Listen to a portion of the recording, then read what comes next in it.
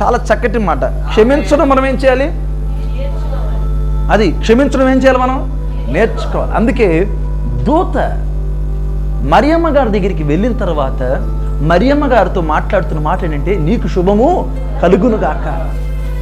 అసలు ఆ మాట ఎలా ఉంటుందంటే, ఆ ఇంటిలో మేబీ ఎన్ని సమస్యలు ఉన్నప్పటికీ కూడా, ఆ ఇంట్లో ఎన్ని కష్టాలు ఉన్నప్పటికీ కూడా, ఆ ఇంట్లో ఎన్ని ఇబ్బందులు ఉన్నప్పటికీ కూడా, ఇదిగో నీకు శుభము కలుగునుగాక అని దూత అక్కడ మాట్లాడిన మాట మరియమ్మ గారికి ఎక్కడ లేని సంతోషాన్ని తెచ్చిపెట్టిందండి. మరి నిజంగా మీరు ఎప్పుడైనా ఆలోచించారా? నేను కూడా ప్రతి ఒక్క వ్యక్తి జీవితంలో ఇటువంటి గాబ్రియేలులాగా ఉండాలని, గాబ్రియేలు లాంటి జీవితం మనలో ఉండాలని, దూత లాంటి ఆ దూత కలిగిన స్వభావం మనలో ఉండాలని ఎప్పుడైనా ఆలోచించారా? క్రిస్మస్ జరుపుకుందామండి, కానీ క్రిస్మస్ జరపడానికంటే ముందుగా కొన్ని స్వభావాలు కూడా మనం కలిగి ఉండి ఏం చేద్దాం? క్రిస్మస్ని జరుపుదామండి. ఖచ్చితంగా క్రిస్మస్ చేద్దాం. దేవుని యొక్క జన్మదిన వేడుకను మనము చాలా చక్కగా మనము ఆర్భాటంగానే దాన్ని చేద్దాం, అట్టహాసంగానే చక్కగా దాన్ని మనము చేద్దాం. కానీ దానికంటే ముందుగా ఒక విశ్వాసి కలిగి ఉండవలసిన లక్షణం ఏంటంటే, ఇతరుల జీవితంలో మేలు కోరుకునే వ్యక్తిగా మనము ఉండాలి. ఇతరులకు మేలు చేసే వ్యక్తిగా మనము ఉండాలి. నువ్వు ఒకవేళ మేలు చేయకపోతే చేయపోయావు, కానీ కీడు మాత్రం దయచేసి ఎవరికి చెయ్యమాకు. ఒకవేళ నువ్వు శుభం పలకపోతే పలకపోయావు, కానీ వాళ్ళ నాశనం అయితే దయచేసి కోరుకోవద్దు. నేను ఒక మాట అన్నా, మనం ఏది విత్తుతామో అదే కోస్తామండి. అందుకే నేనేమంటే రాత్రి కాల్సిన క్రిస్మస్ గృహకోడికలో మనం ఏం విత్తుతున్నామో దాన్ని బట్టి జాగ్రత్త. ఒకవేళ శుభమును వారి కుటుంబాల్లో మనం విత్తామంటే మన ఇంటికి ఏమొచ్చుద్ది? ఆ శుభమే జరిగిద్ది. మంచి విత్తే మంచి మనకి తిరిగి వస్తుంది. దాని కొరకు మీరు రాత్రి రేయి పగలు నిద్రపోకుండా కుట్రలు చేసేసి పొద్దునుంచి ఏం అవసరం లేదండి. నేను ఒక మాట అంటాను, ఎప్పుడైనా మన జీవితాల్లో మనం నేర్చుకోవాల్సిన గొప్ప మహోత్తరమైన అంశం ఏంటంటే, గాబ్రియేల్ లాగా బతుకుతాం. ఆ గాబ్రియేల్ దూత కలిగిన ఆ స్వభావాన్ని మనము కలిగి ఉన్నాం. గాబ్రియేల్ దూత కలిగిన స్వభావం ఏంటంటే, దయాప్రాప్తురాలా నీకు శుభము కలుగునుగాక, అమ్మా నువ్వు దీవించబడునుగాక, నీకు మేలు కలుగునుగాక. నిజంగా ఈ మాట విన్న ఎవరి జీవితాల్లో అయినా అంతే కదండి. ఒకరు ఇంటికి మనం వెళ్ళినప్పుడు ఆ ఇంట్లో మనం చేయవలసిన పని ఇదంట. నీ తోటి విశ్వాస విషయంలో, నీ బంధువుల విషయంలో, నీ రక్త సంబంధుల విషయంలో, నీ స్నేహితుల విషయంలో ఎప్పుడైనా ఆ ఇంటికి మనం ఏం తీసుకువెళ్ళాలంటే శుభాన్ని తీసుకెళ్ళాలి. అంతే తప్ప మనం వెళ్తుంటే నాయన వీళ్ళు మా ఇంటికి ఎందుకు వస్తున్నారా దేవుడా అనిపించకూడదు. మా ఇంటికి వద్దురా స్వామి వీళ్ళు వచ్చారంటే ఏదో ఒకటి అయిపోద్ది మా ఇంట్లో అనే స్థితికి మనం దిగజారకూడదండి. ఒక వ్యక్తి ఇంకొక వ్యక్తి ఇంటికి వెళ్తున్నాడు అంటే ఆ వ్యక్తిని బట్టి ఆ ఇంటికి ఏం కలగాలి తెలుసా? శుభము కలగాలి, ఆనందం కలగాలి, సంతోషము కలగాలి. దూత ఆ దినాన్ని చేసిన పని కూడా అదే. మరియ గారికి శుభవార్తను తీసుకొచ్చి నీకు శుభము కలుగునుగా కానీ దీవెనను ఇచ్చిన వైనం మనము చూస్తూ ఉన్నాం. కనుక గాబ్రియేలు దూత వలె మనం కూడా ఏం చేయాలంట? ఇతరుల పట్ల ఆ శుభవచనాన్ని మనము పలకాలి, మేలునే మనము పలకాలి. అందుకే ఎప్పుడు కూడా దేవుని పిల్లల జీవితాల్లో నేను ఒకటి అంటాను, ఎవరు నాశనం అంటే బైబిల్ ఒక మాట ఉంది, ఎవరు నశించిపోకూడదని. ఏమండి అసలు ప్రభువుని యేసుక్రీస్తు వారు భూమి మీదకి రావడం గల కారణం ఏంటి? అసలు ఎవరు నశించిపోవడం దేవునికి ఇష్టం లేదు కనుక ఆయన ఎక్కడికి వచ్చాడు?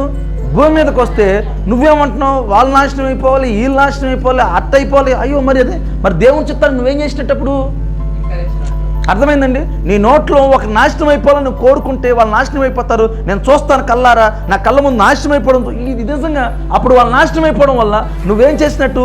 దేవుని చిత్తాన్ని అడ్డుపడిన దానివి, అడ్డుపడినోడు అవుతావు. ఒకవేళ దేవుని చిత్తాన్ని నువ్వు అడ్డుపడిన దానివైతే ఖచ్చితంగా నేను ఒక మాట చెప్పగలను, నీ దీవెనకు దేవుడు అడ్డు పెడతాడు. అది గుర్తుపెట్టుకోవాలి. నీ ఆశీర్వాదం దేవుడు అడ్డేస్తాడు. ఇంక నువ్వు ఎదగవు, ఇక నువ్వు ఎదిగే పరిస్థితులు ఎక్కడ కూడా కనపడవు. అందుకే ఈ క్రిస్మస్ దినాల్లో మనం నేర్చుకోవాల్సిన ఒక అంశం ఏంటి? వీలైతే ఒకరిని దీవిద్దాం, వీలైతే ఒకరిని ఆశీర్వదిద్దాం, వీలైతే వారి మంచి మనము కోరుకుందాం. అందుకే గాబ్రియేల్ గారు చేసిన పని ఏంటంటే, నీకు శుభము కలుగునుగాక. అపోస్తలుడైన పౌలు మీరు ఒకసారి గమనించండి. అపోస్తలుడైన పౌలు తను రాసిన పత్రికలన్నింటిలో కూడా మీరు ఒకసారి ఆ ప్రారంభ వచనంలో 1వ అధ్యాయం 1వ వచనం మీరు ఎప్పుడైనా చదువుతూ వస్తే ప్రతి చోట ఆయన అంటాడు శుభము కలుగునుగాక. ఏమంటాడండి? కొరింథీలో ఉన్న సంఘమునికి శుభము కలుగునుగాక. తెస్సలోని తీతుకి శుభము కలుగునుగాక. మీరు ఎక్కడైనా చూడండి, ఆయన రాసిన ప్రతి అధ్యాయంలో ప్రతి సంఘానికి, మీరు ప్రకటన గ్రంథంకి వచ్చేసరికి కూడా ఈ మాట మనకి కనపడుతూ ఉంటుంది. ప్రతి సంఘానికి ఆయన ఏం చెప్తూ రాస్తున్నాడంటే, ఆ ప్రారంభంలోనే నేనేం చెప్పే మాట కాదు, బైబిల్ చెప్తున్న మాట. ప్రతి అధ్యాయంలో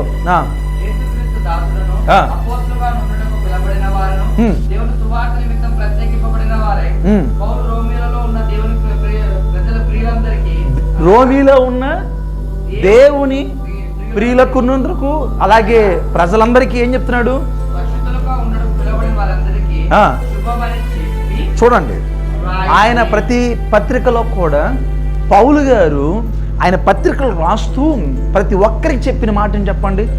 అది ఏ సంఘమైనా కూడా, సహకరించే సంఘం కావచ్చు, సహకరించని సంఘం కావచ్చు, ఇబ్బందుల్లో ఉన్న సంఘం కావచ్చు. కొన్ని సంఘాల్లో గొడవలు ఉన్నాయి, కొన్ని సంఘాల మనస్పర్ధలు ఉన్నాయి, కొన్ని సంఘాల్లో వదంతులు ఉన్నాయి, లేనిపోని విషయాలు అక్కడ మరి ముడిపడి ఉన్నాయి. కొన్ని సంఘాల్లో మరి రకరకాల కుతంత్రాలు కుయుక్తులు పడిన స్థితులగతులు ఉన్నాయి. కానీ ఆ సంఘం ఏదైనా కూడా పౌలు గారు ఆ సంఘానికి ఏమని ప్రస్తావించాడండి? శుభము కలుగునుగాక. హల్లెలూయా. ఏమంటాడండి? శుభము. ఈ క్రిస్మస్ దినాల్లో నేను ఒక మాట మీకు నేర్పిస్తాను, గుర్తుపెట్టుకోండి. ఈ క్రిస్మస్ దినాల్లో, ఈ క్రిస్మస్ మాత్రమే కాదు, ప్రతి మన జీవన శైలి అయిపోవాలి ఇది. ఏమండి? శత్రువును సహితం క్షమించ గుణం నేర్పించిన వాడు మన దేవుడు. శత్రువు సైతం మిత్రుడుగా చేస్తానని చెప్పిన దేవుడు మన దేవుడు. శత్రువు ఇంత భోజనం ఏర్పాటు చేస్తాని ఆశీర్వాదపు వచ్చిన పలికిన వాడు మన దేవుడు అండి. అటువంటి దేవుడి పిల్లలైన మనము అనేక మంది జీవితాలు ఏం పలకాలి తెలుసా? శుభం పలకాలి. ఏం పలకాలండి? మరి నిజంగా మీ గుండెల మీద చేతులు వేసుకొని ఒకసారి మనం పరిశీలన చేసుకుంటే, ఇప్పుడు ఏం చెప్పమాకంలే కానీ ఒక్కసారి గుండె మీద చేసుకుంటే ఎక్కడో ఒక చోట ఎవరినో ఒకరి జీవితంలో ఆడి కాలు పడిపోను, వాడి చేతులు పడిపోను, వాడి జీవితం నాశనం అయిపోను, వాడి బతుకు నాశనం అయిపోను, నాకు ఇది చేసినానికి అక్కడికి అయిపోయాడని ఎప్పుడైనా అన్నారా? అంటే మీ దేవుడికి స్తోత్రం. కానీ ఓ మాట చెప్తున్నా, దయచేసి మన జీవితాల్లో ఎప్పుడు కూడా ఇటువంటి కార్యాలు మనం చేయకూడదని దేవుడు కోరుకుంటున్నాడు. శుభమే పలకాలి, నాశనాన్ని మనం ఎప్పుడు కూడా. ఎందుకంటే పగ తీర్చుకుంటా ఆయన పని, తీర్పు తీర్చుట ఆయన పని. ఇక ఆయన పని మనకెందుకండి? ఒక మాట గుర్తుపెట్టుకో, నువ్వు దేవుని బిడ్డవి. ఎవరు బిడ్డవి? అంతే. అలా నీ ఏలు పెట్టి నీ మీద చూపిస్తా, దేవుడి కంట్లో ఏలు పెట్టినట్టు. అసలు ఇంక దాని గురించి మనం ఆలోచించాల్సిన అవసరం. నీ మీద ఏలు పెట్టి చూపించినా కూడా ఆయన కంట్లో ఏలు పెట్టిన పరిస్థితి. ఇంక నువ్వు ఎన్ని మాట్లాడితే, నువ్వు మాట్లాడి నువ్వు చెడ్డ అవుతావు తప్ప ఎవరినైతే మాట్లాడే వాళ్ళు దీవించబడుతూనే ఉంటారు. ఎందుకంటే నీ శాపాలు వాళ్ళకి దీవెనలు అయిపోతాయి. కొన్నిసార్లు నీ శాపం వచ్చిన వాళ్ళ దీవెన వచ్చిన అయిపోతుంటారు. దేవుడు మారుస్తుంటాడు కొన్నిసార్లు. అందుకే ఎప్పుడైనా మీరు మిమ్మల్ని ఎవరైనా అన్నాను శాపాలు పెట్టండి, థ్యాంక్స్ బ్రదర్ అని చెప్పండి. మిమ్మల్ని ఎవరైనా శాపాలు పెడితే థ్యాంక్స్ సిస్టర్ అని చెప్పండి. ఎందుకంటే ఆ థ్యాంక్స్ అనే పదమే, కృతజ్ఞత అనే పదం ఏం చేస్తంటే ఆ శాపాన్ని కూడా దీవెనగా దేవుడు మార్చగలడు. అందుకే గాబ్రియేలు ఆ దూతవారు వచ్చినప్పుడు మరియమ్మ గారితో మాట్లాడుతున్నప్పుడు ఆ కాన్వర్జేషన్ ఎలా స్టార్ట్ అయింది, లేదా ఆ కాన్వర్జేషన్ ఎలా ప్రారంభించబడింది? మరియమ్మ దగ్గరికి దూత వెళ్ళాలి ఫస్ట్ టైం. ఇంతవరకు ఎప్పుడు కూడా వారిద్దరి మధ్యలో ఎప్పుడు మాటలు జరగలా, ఎప్పుడు ఒకరికొకరు ఎదురుపడిన ప్రస్తావన అయితే లేదు. కానీ మరియమ్మ గారి గురించి రాయబడిన మాటల ప్రకారం చూస్తే ఆమె ఒక గొప్ప ప్రార్థనా పరురాలు. తన పరిశుద్ధతను కాపాడుకుంది, తన నీతిని కాపాడుకుంది, తన యథార్థతను కాపాడుకుంది, తన భక్తిని కాపాడుకుంది. నేను ఒక మాట చెప్పిన, ఎవరి జీవితాల్లో ఇలాంటి శుభవచనం జరుగుతుంటే మరి ఇలాంటి వారి జీవితాలు ఖచ్చితంగా దేవుడు శుభాన్ని తీసుకొస్తాడు. అందుకే బైబిల్ గ్రంథంలో నుంచి మనం కొన్ని మాటలు నేర్చుకుందామండి, కొన్ని మాటలు మనం నేర్చుకుందాం. దయచేసి ఎవరి జీవితాల్లో దేవుడు ఇటువంటి శుభవచనాన్ని పలుకుతాడో మనం చూద్దాం. కొరింథీయులకు రాసిన మొదటి పత్రిక 1వ అధ్యాయం 2వ వచనం ధ్యానం చేద్దాం. కొరింథీలో ఉన్న దేవుని సంఘమునకు అనగా క్రీస్తు యేసునందు పరిశుద్ధపరచబడిన వారి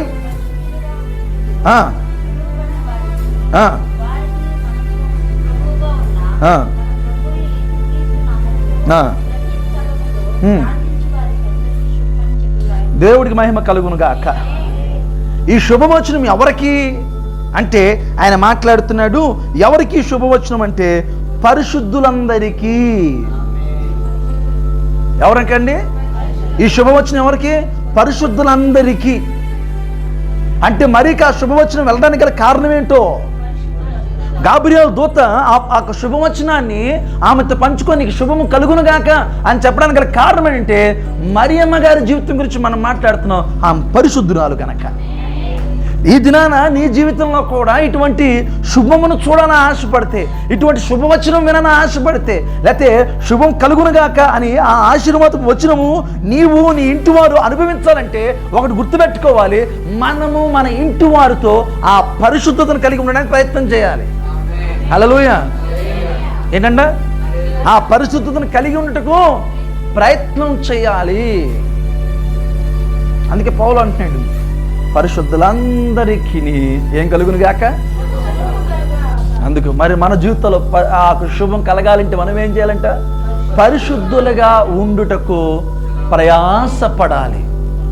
దేనికండి? అది. రెండో చూడండి అమ్మా, ఏమంటాడు ఆయన? చదువుదంటాను మొదటి కొరింథీయులకు రాసిన పత్రికలో 1:2, ప్రార్థించు వారందరికీ. రెండోది అంటాడు, ఒకటి ఎవరికండి? పరిశుద్ధులందరికీ ఏం కలుగుతుందని అంటున్నాడు ఆయన? శుభం కలుగుతుంది. రెండోది ఏమంటున్నాడు ఆయన? ప్రార్థించే వారందరికీ. ఇప్పుడు అర్థమైందా ప్రార్థన విలువ? ఏమండి ఇప్పుడు తెలుస్తుందా ప్రార్థన గురించి? ప్రార్థించాలి మనం. చరిత్ర చెప్తుంది, ప్రభువైన యేసుక్రీస్తు వారు పుడతాడని చరిత్ర ఎప్పుడో చెప్పేసింది. మెస్సయ్యగా వస్తాడని. ఆయన పుడతాడనంట. ఆ దినాల్లో అనేక మంది కన్యకలు అంటే ఎదురు చూసేవారంట. ఎలా ఎదురు చూసేవాళ్ళు? వాళ్ళు పెళ్లి చేసుకోరు. అలాగా కన్యకలందరూ ఎదురు చూశాడు, మా కడుపులో ఆయన పుడతాడు అని. మరి ఎదురు చూడాలంటే వాళ్ళు ఏం చేసేవాళ్ళు? ఆ సందర్భంలో ప్రార్థన చేస్తూ ఏం చేసేవాళ్ళంట? ప్రార్థనాపూర్వకంగా ఎదురు చూసేవాళ్ళం. ఎవరి కొరకు?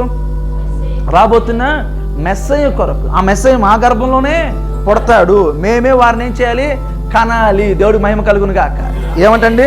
మేమే ఆయనను కనాలి అని ఎదురు చూసేవారు. కనుక ఎవరి జీవితాల్లో ఈ శుభము కలుగుతుంది, ఎవరి జీవితాల్లో ఈ శుభకార్యము లేకపోతే శుభవచనము పలకబడుతుందంటే, మొదటిగా పరిశుద్ధుల అందరి జీవితాలకు శుభం కలుగుతుంది అంటాడు ఆయన. రెండోది ఏమంటాడండి? ప్రార్థించే వారికి ఏమంట?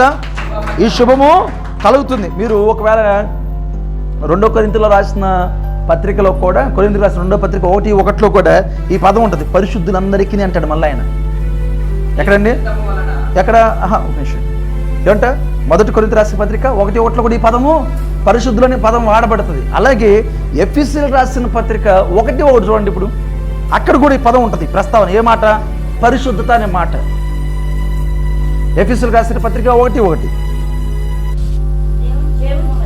ఆమా, దేవుని చిత్తము వలన క్రీస్తు యేసు అపోస్తులైన పౌలు ఎఫెసీలో ఉన్న, వింటున్నారు ఈ మాట? మళ్ళీ ఎక్కడ రాయబడింది ఈ మాట? ఎఫెసీలో ఉన్న పరిశుద్ధులను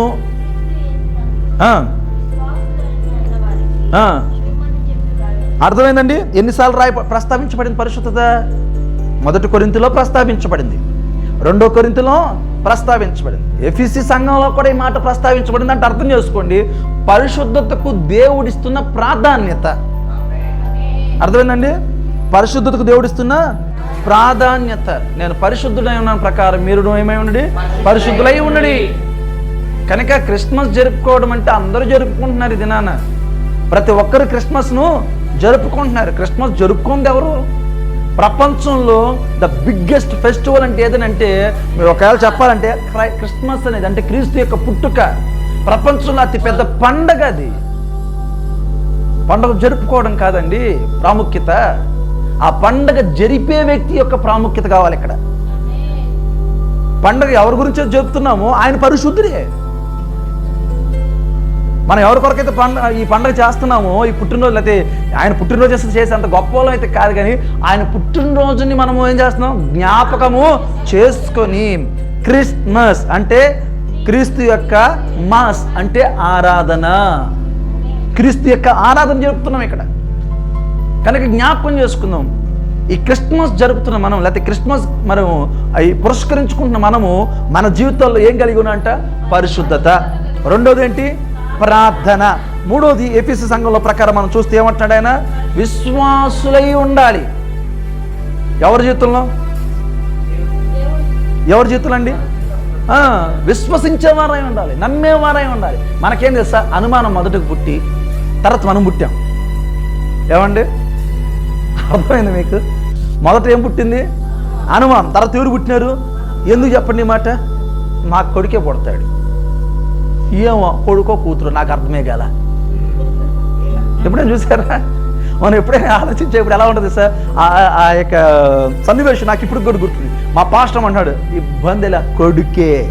ఏమన్నా సార్? మొదటికి పుట్టేది ఎవరు తెలుసా? మా పాస్టర్. లేదు లేదు లేదు లేదు, ఖచ్చితంగా నేను అడిగేది నా కొడుకే. కొడుకు నేను కూతురే. ఇప్పుడు మళ్ళీ స్ట్రాంగ్ ఏంటంటే ఆమె బాగా ప్రార్థన చేస్తుంటుంది. మళ్ళీ అనుకున్నా, పొరపాటు దేవుడు ఆమె ప్రార్థన వేసి కొడుకునేస్తాడా? మళ్ళీ డౌట్ పక్క. డెలివరీ చాలా ఫస్ట్ డెలివరీ కదా, కొంచెం ఇబ్బంది అవుతున్నప్పుడు దానికి అనిపించింది, ఇది కొడుకులాగే ఉన్నాడమ్మా అని లోపల. ఇంకొక పక్క చూస్తే ఏమో అంటే లాస్ట్ దేవుడు తెలుసా, మన ఆలోచనలు వేరుంటాయి. మనం ఎన్నో రకాల అనుమానాలు మనం కలిగి ఉంటాం. తర్వాత చూస్తే లాస్ట్ కూతురే పుట్టే. మళ్ళీ రెండోది కనుక ఈసారి కూడా కూతురే పో అన్న. ఈసారి ఏమో ఆమె కూడా నమ్మకం కుదరలేదు. ఎందుకు? ఫస్ట్ టైం మన నోట్ల నుంచి ఒక వార్త వచ్చింది కదా, ఏమని? కూతురని. ఇక రెండోది కూడా ఏమనుకుంటుంది? జెస్సీ మా నిస్సీ పెట్టిన తర్వాత మేము వాస్తవానికి మేము అనుకున్నాంటే మళ్ళీ రెండో కూతురు పుడితే దానికి జెస్సీ జాయ్ అని పెడదాం అనుకున్నాం. నిస్సీ జాయ్, జెస్సీ జాయ్ అని పెడదాం అనుకున్నాం. దేవుడు కృపమట్టి కొడుకు పుట్టాడు. తమ్ముడు కూతురు పుట్టేసరికి తమ్ముడు యొక్క కుమార్తెకి మేము జెస్సీ జాయ్ అని పెట్టాం. తర్వాత వచ్చి పుట్టిన అమ్మాయికి మళ్ళీ బ్లెస్సీ జాయ్ అని పెట్టాం. మన ఎప్పుడు కూడా ఏంటంటే విశ్వాసం పుట్టదు మనలో. ఫస్ట్ టైం పుట్టింది అవిశ్వాసమే. ఈరోజు చాలామంది ప్రభు అయిన యేసుక్రీస్తు వారిని విశ్వసించలేకపోవడానికి గల కారణం కూడా ఆ అవిశ్వాసమే. బైబిల్ అంటే నమ్ముట నీ వలన అయితే నమ్మువానికి సమస్తము సాధ్యమే. అవుతుందా అవుదా, జరిగిద్దా జరగదా. అందుకే ఆయన అంటాడు, ఎఫెసీ సంఘం అంటాడు, విశ్వసించిన వారందరికీ, విశ్వాసులైన వారందరికీ ఏమంట? శుభం. విశ్వాసులను ఎప్పుడు పిలువబడతామండి? విశ్వసించిన గుంపులో చేర్చబడితేనే కదా విశ్వాసులను మనము పిలువబడతాం. కనుక ఎవరికి శుభము అంటే మొదటిది పరిశుద్ధులకు. ఎవరికి శుభం అంటే ప్రార్థించే వారికి. మూడోది ఎవరికి శుభం అంటే విశ్వసించిన వారందరికీ. మరి మూడోది చూద్దామా? క్షమించండి, నాలుగోది చూద్దాం. నాలుగోది ఫిలిప్పీయులకు రాసిన పత్రిక 1వ అధ్యాయము 1వ వచనం.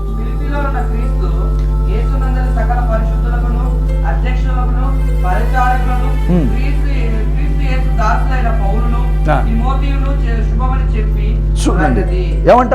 ఫిలిప్పీ సంఘంలో ఒక మాట రాస్తున్నాడు ఆయన. ఫిలిప్పీ సంఘానికి ఏం చెప్తున్నాడు? ఏమంట? పరిచారకులందరికీ. ఏమంట? ఎవరికి శుభము? పరిచర్య అంటే, పరిచారకులు అంటే ఎవరు?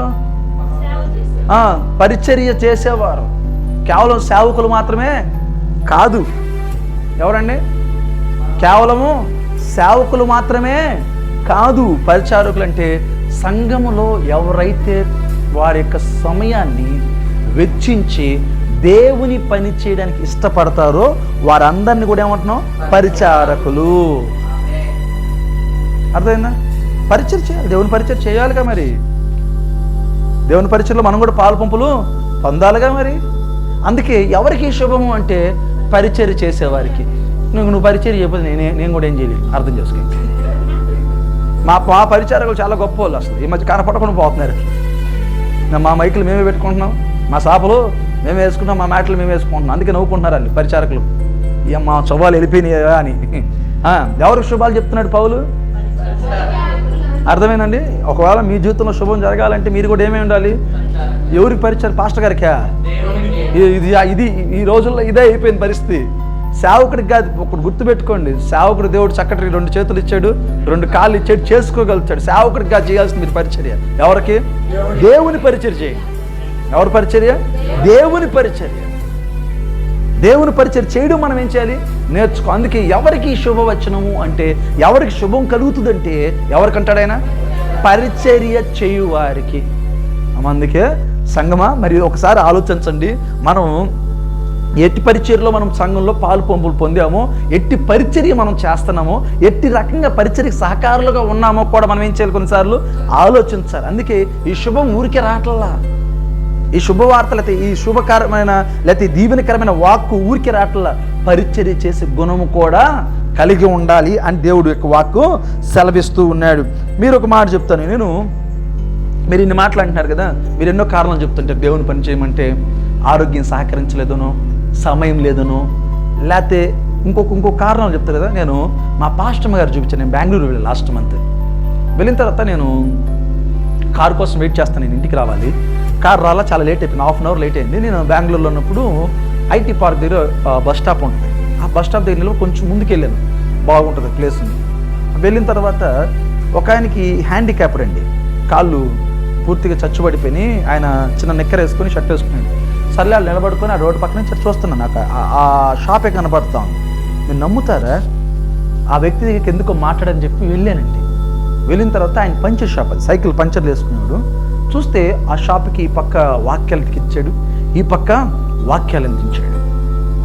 మాట్లాడుతూ ఆయన తెలుగు బాగా మాట్లాడుతున్నాడు. ఏంటంటే ఎలా అంటే, నాకు ఇంకా ఏం చేస్తారు మీరు అని అడిగితే, నేను సేవ చేస్తున్నాను అన్నాడు ఒక మాట.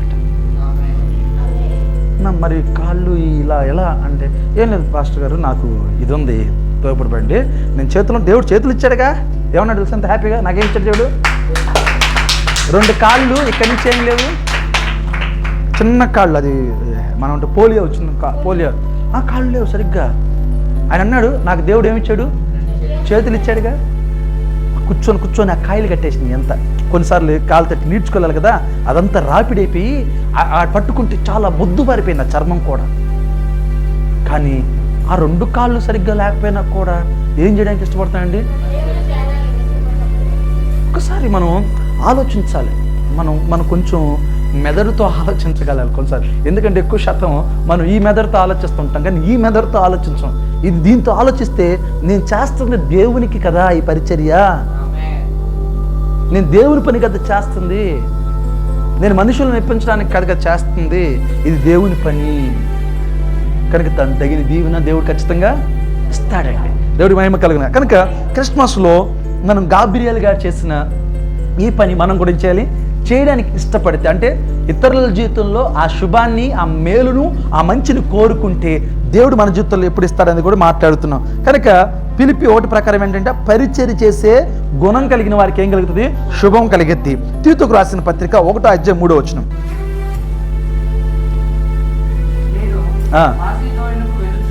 నేను మాసిదోనియాకు వెళ్ళుచుండగా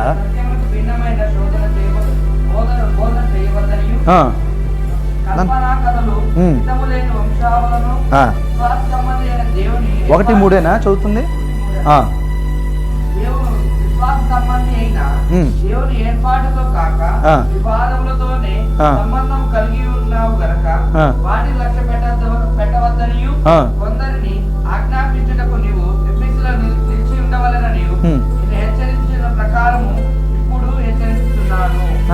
తీతుకు రాసిన పత్రికనా చాలా క్లియర్గా, దేవుడు ఏర్పరచుకున్న వాడై విశ్వాసము నిమిత్తమును నిత్య జీవమును గూర్చిన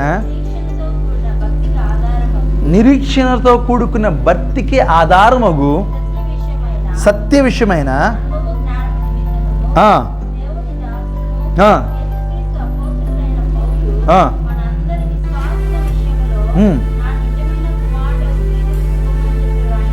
ఎవరికంట, నా ఒక పదం రాశాడు, నా నిజమైన కుమారుడు అయిన తీతుకు శుభము.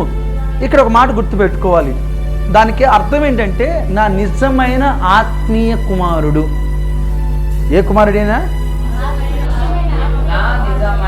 అక్కడ ఏంటంటే కుమారుడైన పదం వాడాడంటే ఆయన పుట్టాడని కాదు, దేవునిలో ఆయన్ని కన్నాడు గనక. అందుకే నిజమైన కుమారుడగు తీతుకు అంటాడు, అంటే నిజమైన ఆత్మీయ కుమారులు. ఎంత చక్కగా పౌలు ఈ మాట రాస్తుంటే, నిజమైన అంటే ఆ ఫేక్ బిలీవర్స్ కూడా ఉన్నారనిగా, అంతే కదండి దాని అర్థం. అంటే అబద్ధపు విశ్వాసం కలిగిన వారు ఉన్నారనే కదా. బయటికి క్రైస్తవుల్లా కనపడుతూనే, బయటికి విశ్వాసుల్లా కనపడుతూనే, బయటికి ప్రార్థనాపరులా కనపడుతూనే మాట్లాడేది ఒకటి, చేసేది ఒకటి, అంతే కదా. మనం ఇతరుల సలహాలు ఇస్తాం కానీ ఆ సలహాలు మనం ఏం చేయం, పాటించం. బయటికి భక్తిపరులా కనపడుతూనే ఆ భక్తిని కొనసాగించాలని ఫేక్ విశ్వాసులు అంటాం వాళ్ళని.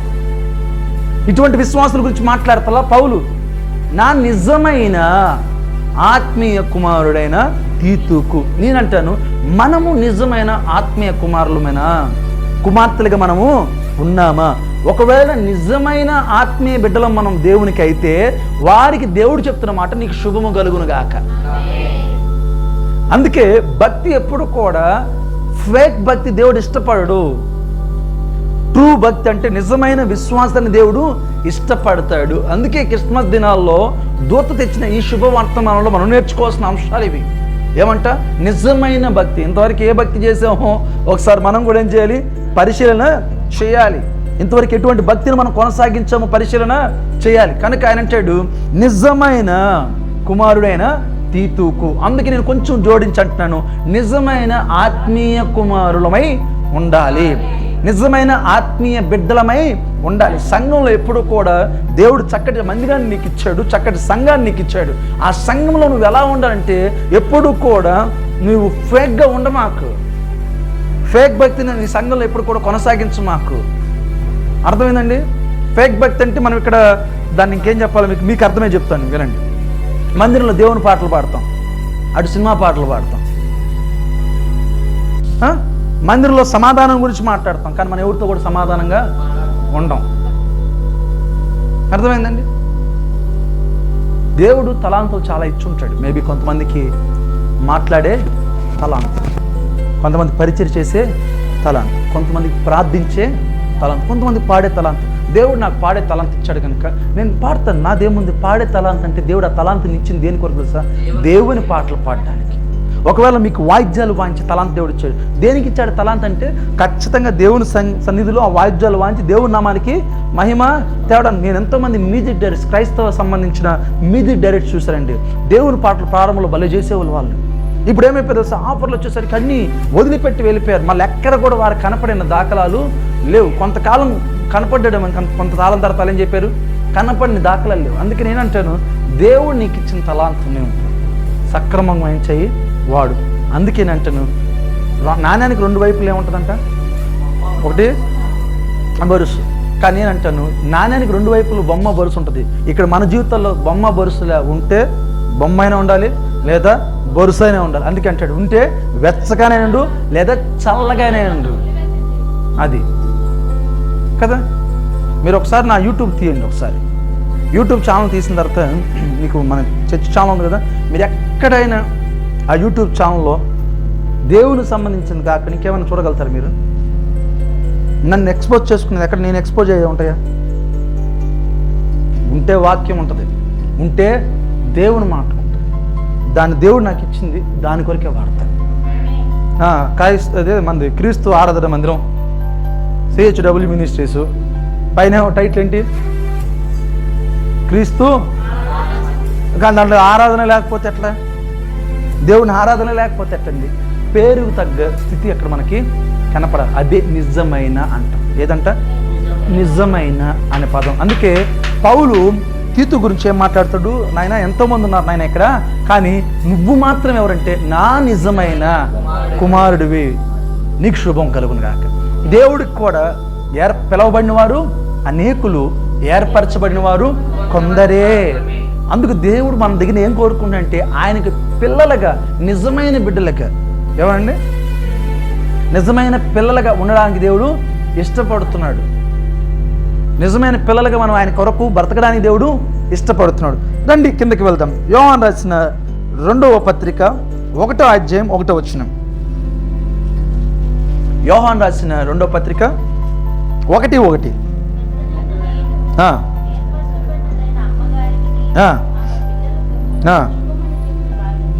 ఏమంటండి ఇక్కడ రాయబడిన మరొక 6వ మాట ఏంటంటే, ఎవరు శుభము? ఏర్పరచబడిన వారికి. ఏంటండి? 6వదిన ఏర్పరచబడిన వారికి ఏమంట? శుభము. నేనంటాను, మరి నువ్వు ఏం చేయబడ్డావు? ఏర్పరచబడ్డావా? పిలువబడ్డావా? మీరెవరండి? పిలువబడ్డవారా? ఏర్పరచబడ్డవారా? అది ఇక్కడ కావాల్సింది. ఏర్పరచబడాలి, ప్రత్యేకించబడిన వారికి. అందుకే ఆయన చాలా స్పష్టంగా ఏమంటాడంటే, చదువమ్మ ఒకసారి ఆ మాట ఒకటి. పెద్దనైనా నేను ఏర్పరచబడినైనా, చూడు చాలా స్పష్టంగా, అమ్మగారికి ఆమె అంటే ఈ పిల్లలు కూడా ఏం చేయబడ్డారు? ఏర్పరచబడిన గుంపులో ఉన్నారు. కనుక నీ కుటుంబం ఈ రాత్రి కాలంలో పిలువబడిన కుటుంబం మాత్రమేనా, లేకపోతే ఏర్పరచబడిన కుటుంబమా? అది గారు మనం ఆలోచించాలి. ఏర్పరిచిన కుటుంబం నాకు మహిళలో నాకు చాలా ఇష్టమైన ఒక తప్పుగా అయితే అనుకోండి, ఏమన్నా పొగడం అని కాదు, ఈశ్వర్ బ్రదర్ని ఎప్పుడైనా మీరు చూసారా? ఇసాక్ బ్రదర్ని ప్రార్థనకు వచ్చినప్పుడు ఆయన, వారి సతీమణి గారు, మరి ముగ్గురు పిల్లలు చక్కగా ఎక్కడికి వస్తారు తెలుసా? ఆ కుటుంబం చూడంగానే నాకు అనిపిస్తుంది, ఇంత సంతోషం వేస్తుంది. నిజంగా ఎప్పుడైనా మనం కూడా ఇటువంటి పని చేయగలగాలండి. వస్తే చక్కగా కుటుంబంగా. ఎందుకంటే పెద్దనే నేను, తల్లి అయిన మీ కొరకు, అమ్మగారికి, వారి పిల్లలకి ఏం చెప్తున్నా? ఎందుకంటే కుటుంబం ఎక్కడికి వచ్చింది? ఏర్పరచబడిన గుంపులోకి వచ్చింది. కనుక ఒకసారి మనం కూడా ఏం చేయాలి? ఈ శుభం కలగాలంటే మనం ఏం చేయాలంట? ఏర్పరచబడిన వారై ఉండాలి. యోహాను రాసిన 3వ పత్రిక 1:1 చూడండి.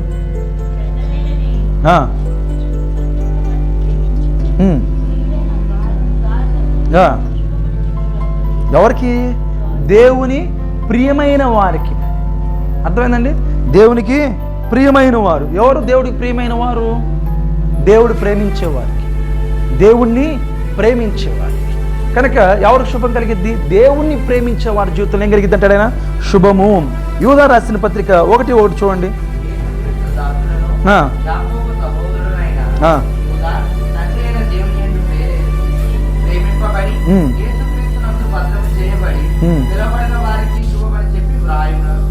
ఇక్కడ ఒక మాట ఉంటుంది, పిలవబడి లోబడిన వారికి. పిలుపుకి ఎవరికి శుభము? దేవుని పిలుపుకు లోబడిన వారికి శుభము. మనం ఎవరి పిలుపుకు లోపడం? దేవుని పిలుపు అసలు లోపడం. కావాలంటే ఆ దినాన అన్ని పనులు కూడా దేవుడి కోసం. నిజమా? కావాలంటే దేవుని పని కూడా మనం ఆపేసి కాబట్టి మన పనులు మనము చేసుకుంటుంటాం. కానీ దేవుని పిలుపుకు లోబడే వారికి ఏం కలిగిద్ది అంటాడైనా? శుభము. కనుక దూత తీసుకొచ్చిన వార్త ఏంటంటే శుభవార్త. దయాప్రాప్తురాలు నీకేం కలుగును గాక? శుభము కలుగును గాక. గాబ్రియల్ దూత మరియమ్మ గారి దగ్గర తీసుకొచ్చిన మొదటి అంశం ఏంటంట? శుభవచనము. అందుకే విశ్వాసులైన మనము, క్రైస్తవులైన మనము, దేవుని పిల్లలని పిలువబడుతున్న మనము ఎవరింటికైనా వెళ్ళినా కూడా ఆ ఇంటికి మొదటిగా ఏం తీసుకెళ్ళాలంటాడైనా? శుభము తీసుకెళ్ళాలి. ఆ ఇంటికి దీవెన తీసుకెళ్ళాలి. ఆ ఇంటికి ఆశీర్వాదము తీసుకెళ్ళాలి. అంతే తప్ప వెళ్ళిపోతే ఆ ఇంటికి గొడవకి వెళ్ళిపోమాకండి. ఏ ఇంటికి మనం వెళ్తే ఆ ఇంటికి ఏం కలగాలి? శుభం కలగాలి. ఆ ఇంటికి దీవెన కలగాలి. అందుకే దేవదూత అయిన గాబ్రియల్ గారు మరియమ్మ దగ్గరికి వచ్చినప్పుడు ఆయన ఏం తీసుకొచ్చాడంటే ఆ ఇంటికి శుభవచనాన్ని తీసుకొచ్చాడు, శుభమును తీసుకొచ్చాడు. కనుక మనము కూడా ఆ గాబ్రియలు దూత వలె ఏం చేయాలంట? ఇతరుల జీవితాల్లో మనం ఏం కలిగించాలి? శుభవాన్ని, లేకపోతే మంచి దీవెనను వారికి మనము కలగజేసేవారిగా ఉండాలి. మరి ఎవరి జీవితాల్లో శుభం కలిగిద్దని చెప్పాను నేను. ఒకవేళ నీ జీవితంలో శుభం కలగాలి నువ్వు ఆశపడితే నువ్వేమై ఉండాలి? పరిశుద్ధులై ఉండాలి, ప్రార్థించేవారై ఉండాలి, విశ్వాసులై ఉండాలి, పరిచారకులై ఉండాలి, నిజమైన ఆత్మీయ కుమారులై ఉండాలి, ఏర్పరచబడిన వారై ఉండాలి. చివరిగా ఏమంటండి? దేవుని పిలుపుకి పైన 7 చూస్తాము. దేవునికి ప్రియమైన వారికి, దేవుణ్ణి ప్రేమించే వారికి శుభం కలిగింది. కింద 8 చూస్తున్నాము. దేవుని పిలుపుకి లోబడిన వారి జీవితంలో ఏం కలిగిద్దంట? శుభము కలుగుతుంది. కనుక ఈ రాత్రి కాల సమయంలో బైబిల్ గ్రంథం అంతట్లో కూడా మొట్టమొదటిగా మన మత్తయి సువార్త తీస్తే ఈ ఫస్ట్ మెసేజ్ని తీసుకొచ్చిన వ్యక్తి తెలుసా? గాబ్రియల్ దూత. ఆయన ఏమంటే మెసెంజర్, వార్తను మోసేవాడు. ఆయన తీసుకొచ్చిన మొదటి వార్త ఏంటంటే భూమి మీదకి శుభము. ఈ భూమి మీద ఆయన తీసుకొచ్చిన మొదటి వార్త ఏంటంట? శుభము. కనుక ఈ రాత్రి కాలంలో ఈ క్రిస్మస్ దినాల్లో మనం ఎక్కడికి ప్రార్థనకి వెళ్ళినా, ఎవరింటికి వెళ్ళినా కూడా మన వల్ల ఆ ఇల్లు ఏం చేయబడాలి? దీవించబడాలి. మనం ఆ ఇంటికి ఏం చెప్పాలి? శుభము చెప్పాలి. ఆ ఇంటి క్షేమం మనము కోరుకోవాలి. ఆ ఇంటి దీవెన మనము కోరుకోవాలి. ఆ వ్యక్తుల ఆశీర్వాదం మనము కోరిక ఉండాలి. అందుకే దూత అయిన గాబ్రియేలు గారు మరియమ్మ గారి విషయంలో ఏం కోరుకుంటే, నీకు శుభము కలుగును గాక అనే మాటతో ఆయన మరియమ్మ గారితో ఉన్న అంటే ఆ యొక్క కాన్వర్జేషన్ ఆయన ఏం చేశాడు? మాటను ప్రారంభించాడు. మనం అలా కాదు కదా, వెళ్ళడంలో దండయాత్ర చేసేస్తుంటాం. మనం ఏం చేస్తాం? వెళ్ళడమే గొడవ పెట్టేసుకోవడానికి వెళ్ళిపోతూ ఉంటాం. వెళ్ళడమే ఏదో విధంగా అక్కడ పరిస్థితిని ఏదో చేసుకోవాలని ఆశపడదు కాదు కదండి. దేవుడు కోరిక ఏంటంటే మనం ఏం తీసుకెళ్ళాలంట? కనుక ఈ క్రిస్మస్ దినాల్లో విశేషంగా ఈ రాత్రి కాల సమయంలో ఈ మొదటి రోజు ఈ క్రిస్మస్ గృహకోడికి ఏర్పాటు చేసుకున్న విజయమ్మ గారి కుటుంబానికి శుభము కలుగును గాక. దేవుడి మహిమ కలుగును గాక.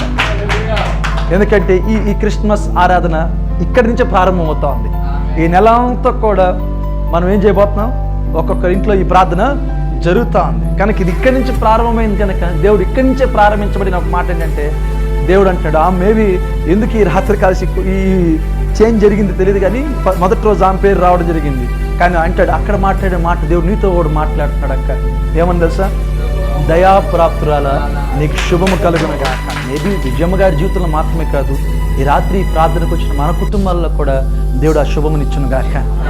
ఎందుకంటే వారి శ్రేయస్సు కోరుకొని ఆ ఇంటి కుటుంబం దీవెన కొరకు, ఆశీర్వాద కొరకు మనం ఇక్కడికి వచ్చాం.